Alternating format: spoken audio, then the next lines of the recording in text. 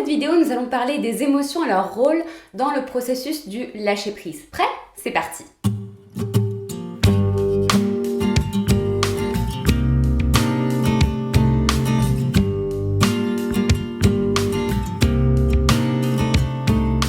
Hey, je suis Kenza Pache de kenzapache.com, psychologue spécialisée dans les relations interpersonnelles, l'amour et l'hypersensibilité, et tu es au bon endroit si tu veux apprendre à mieux te connaître et à t'épanouir dans ta vie et dans tes relations en tant que personne intuitive et hypersensible.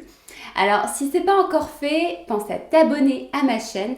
Abonne-toi en cliquant sur le bouton qui est juste en dessous de la vidéo et active bien les notifications, comme ça tu feras partie des toutes premières personnes que je notifie dès que je publie une nouveauté.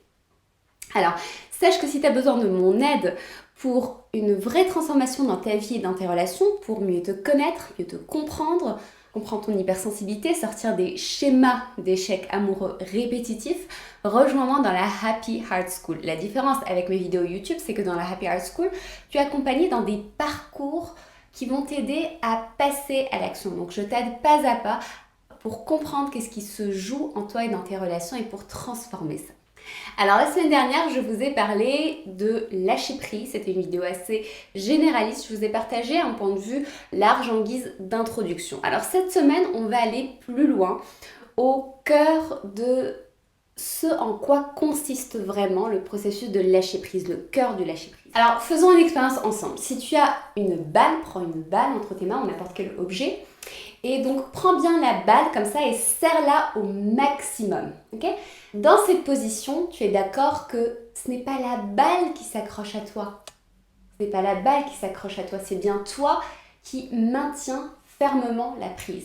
Maintenant, desserre la main. Qu'est-ce que tu remarques? Tu es capable en fait de jouer avec la balle, de la laisser rouler au niveau de la paume de ta main, voire même de la lâcher. Alors si la balle représente toutes ces choses, ces problèmes, ces relations, ces habitudes qui nous font souffrir et dont on n'arrive pas à se défaire, vous êtes d'accord? On peut dire que ce ne sont pas ces choses-là qui s'accrochent à nous, mais c'est bien nous qui nous y accrochons. Donc le lâcher-prise consiste à prendre conscience de ça. À tout moment, nous pouvons laisser aller ces choses-là, comme on a laissé aller la balle, tous ces problèmes, ces situations, même ces personnes auxquelles on s'accroche, on peut laisser aller par simple décision de lâcher prise. Pourtant, paradoxalement, plus une situation nous affecte, plus on s'y accroche. Et moins on arrive à se libérer, à lâcher prise d'une situation difficile, traumatisante, d'une relation toxique. C'est comme s'il y avait une sorte de glu qui fait que tout ce qui nous heurte, tout ce qui nous percute reste bien collé à soi. Pourquoi? Quelle est la nature de cette glu, de cette chose qui nous maintient accrochés, scotchés et coincés? Alors le psychisme n'est pas toujours une surface lisse où les affects et les émotions peuvent glisser librement. Sauf peut-être dans le cas d'un nourrisson qui vient de naître. Mais la nature même de la vie, de l'existence fait qu'on va subir des chocs un petit peu partout, il y aura des frictions et à force de blessures, de chocs émotionnels petits ou répétés, de fissures, en fait le psychisme va se fissurer, se crisper, il y aura des bosses, des crevasses qui vont apparaître dans notre univers intérieur et celui-ci va devenir une surface qui accroche. Donc lâcher prise devient difficile. Mais comment c'est possible? À l'origine, donc chaque interaction avec le monde extérieur crée des changements physiologiques temporaires qu'on nomme des émotions. Pour simplifier, l'émotion consiste grossièrement en une décharge électrique qui libère de l'énergie et qui est censée nous mettre en mouvement. Emotion. Donc ça permet de nous faire réagir au monde extérieur. Donc les émotions de base, la peur, la joie, la tristesse, le dégoût, la colère, la honte, ce sont les émotions de base. Par exemple, si tu es dans une savane face à un lion, la décharge sera telle qu'il y aura une énergie immense qui va naître en toi, qui sera mobilisée pour te donner la force de fuir à toute allure en criant. Donc ça, c'est la réaction de peur et l'énergie déstockée est censée être utilisée tout de suite, au moment même, pour permettre à ton corps de courir au plus vite que jamais et de mettre aussi ta tête sur off pour ne pas suranalyser la situation. Sinon, tu ne vas pas pouvoir agir et sauver ta peau. Donc chaque émotion libère une énergie nécessaire qui induit l'état d'esprit approprié face à une situation présente que tu es en train de vivre. Donc le rôle de l'émotion s'arrête là. c'est te faire réagir, t'informer. Une fois que l'émotion remplit sa fonction, elle est censée s'évacuer, elle est censée s'évaporer sans causer de dégâts, sans laisser de traces. Une fois que tu as libéré l'énergie de l'émotion, en fait, tu vas pouvoir lâcher prise, tu n'y penses plus normalement. Mais si pour une raison ou une autre, l'émotion n'est pas autorisée, n'est pas accueillie, l'énergie qui est liée, en fait, elle va s'accrocher. Par exemple, si tu as les jambes liées face à un lion, si tu n'arrives pas à te soustraire à ce danger, si on t'ordonne par exemple de ne pas réagir, de ne pas courir, ni de crier, ni même d'exprimer ta peur, ou si encore une fois le lion te fait du charme et t'envoie des signaux contradictoires, ou si tes amis ne semblent même pas broncher, ni avoir peur, ni même percevoir le danger, à ce moment-là, ton cerveau va bugger. Il va retenir l'énergie qui est liée à l'émotion qui n'a pas été exprimée. Donc l'émotion va s'accrocher aux parois de ton psychisme et ça va devenir un affect. On appelle ça un affect parce que ça t'affecte, ça change la structure de ton psychisme de façon profonde. Ravaler, supprimer ou désavouer ces émotions, paradoxalement, ça t'empêche de lâcher prise et de te libérer. Le problème est que la majorité des gens fuient leurs émotions sans même le réaliser. Nos émotions sont rarement accueillies, comprises, digérées, puis libérées comme elles devraient l'être. Pensez à ces fois où vous êtes retenu de pleurer pour paraître fort, invulnérable, pour ne pas perdre la face. Les fois où vous avez retenu une émotion, une colère par exemple, en grinçant des dents pour ne pas mettre les autres mal à l'aise. Les fois où vous avez ressenti une pointe d'envie, de jalousie, avant de rationaliser, de vous dire non ça se fait pas.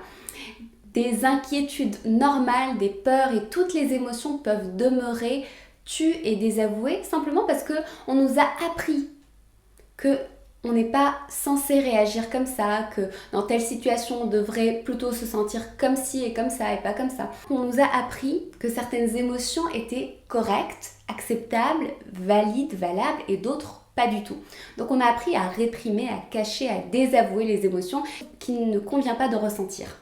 Mais en les réprimant, on ne les élimine pas pour autant en fait, on les stocke. On ne fait que se crisper dessus et on les emprisonne en fait dans une boîte où tout ce qui est inavouable, honteux, reste enfermé. La jalousie, l'envie, la peur, les colères, la tristesse, toutes ces choses que vous avez vécues, que vous n'avez pas pu exprimer, y sont.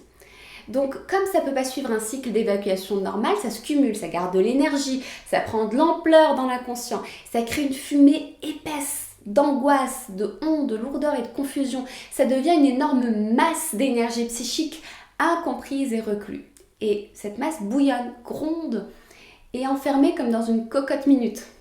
Et du coup, on n'ose pas forcément approcher parce que le bruit est trop angoissant, la fumée est trop épaisse et notre imagination prend le dessus. C'est quoi ce monstre qu'on a à l'intérieur de soi?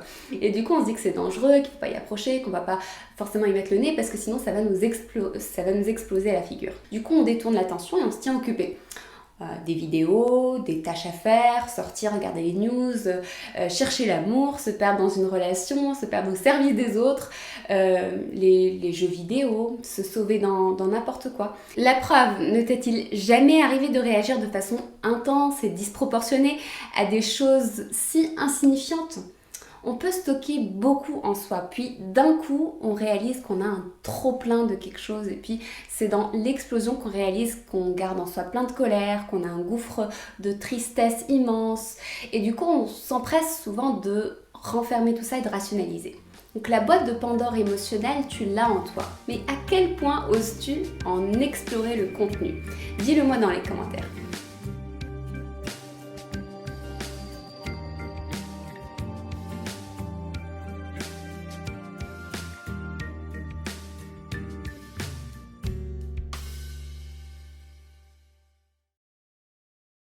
Alors dans cette boîte d'affect, quand elle est verrouillée, tu vas ressentir plus rien qu'un bruit sourd que tu n'arrives pas à interpréter, une sorte de platitude et de vide intérieur vertigineux.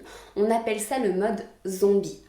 Tu reconnais les gens en mode zombie parce qu'en général ils sont hyper efficaces, ils s'attellent à une multitude de tâches dans leur journée, ils font tout le temps plein de choses, font face aux problèmes du quotidien, etc. Ils s'en sortent avec succès, mais ils ne prennent jamais le temps de ressentir ou de réfléchir. D'autres souffrent d'insécurité intérieure, d'angoisse, de dissociation, de dépression. C'est ce qui arrive quand il y a un trop plein d'émotions ravalées. Au lieu de t'autoriser, par exemple, à te sentir triste parce que tu fais le deuil d'une relation, eh bien tu vas déprimer. Au lieu d'exprimer ta colère ou ton sentiment d'injustice, tu vas t'isoler et développer de l'anxiété. Et ainsi de suite. Alors, quelle est la solution pour lâcher prise et libérer ces émotions? La solution, c'est d'oser ouvrir la boîte de Pandore, de regarder, d'accueillir ces émotions, de t'avouer à toi-même tes propres ressentis et sentiments. Prends le temps de reconnaître leur existence, de les interpréter, de laisser être et de décider justement quelles sont les émotions qui te servent et quelles sont les émotions qui te desservent. Parce que toutes les émotions ne sont pas ta vérité. Tes émotions ne sont pas toi. Tes émotions peuvent te tromper, t'induire en erreur. Mais si tu ne les écoutes pas, en fait, ils vont continuer à agir quand même à ton insu, ils vont t'alourdir. Donc pourquoi n'ose-t-on pas regarder en soi? Qu'est-ce qui nous en empêche? En fait, derrière toute coupure de soi-même, il y a la peur d'ouvrir cette boîte de Pandore et d'en sortir avec plus d'incertitude et plus de confusion que tu y es entré. Pourtant, c'est l'inverse qui se passe. Mais il y a toujours cette peur de te retrouver face à des forces que tu ne peux pas contrôler, la peur d'être submergé, etc. C'est pour ça que souvent on se coupe de soi-même sans même s'en rendre compte. Pourtant, ta véritable liberté, tu y goûtes quand tu oses faire face à tes démons intérieurs, quand tu oses explorer les abysses de ton océan intérieur, même quand ça te fait peur. Dans la mythologie grecque, d'ailleurs, la boîte de Pandore est décrite comme une sorte de jarre qui contient tous les maux de l'humanité. Et si tu l'ouvres, tout remonte à la surface et ça se répand en souffrance, sauf l'espérance qui reste bien au fond du récipient. Donc ouvrir ta boîte de Pandore, c'est une démarche qui peut être bouleversante, je te le cache pas. Tu verras remonter des blessures que tu croyais guéries, tu verras se réveiller des douleurs que tu pensais disparues, mais ce n'est qu'au plus profond de cette quête inconfortable que tu vas trouver l'espérance, la confiance, la foi, la libération. Et ce n'est qu'en acceptant d'aller en profondeur en toi-même que tu vas laisser émerger du fond de ton cœur un véritable sentiment de joie et de sérénité. Je te le dis avec certitude parce que toutes les études en psychologie s'accordent sur ce point-là et je l'ai expérimenté et j'ai vu plusieurs de mes clients se transformer sous mes yeux grâce au lâcher-prise émotionnel. Alors c'est un travail en profondeur qui apporte apaisement, sérénité et confiance. Tu peux commencer à le faire rien qu'en tenant un journal de bord. Mais si tu as envie de suivre une démarche structurée et progressive pour apprendre à accueillir tes émotions au lieu de t'y accrocher et de les subir, rejoins-moi dans la Happy Heart School. Tu trouves toutes les informations en dessous dans la description de la vidéo. Voilà, j'espère que tu as apprécié cette vidéo. Laisse-moi un commentaire pour me dire qu'est-ce que tu en penses et un like aussi. Et en attendant de se retrouver la semaine prochaine, n'oublie pas, cultive ta différence car là est ta force et ta puissance.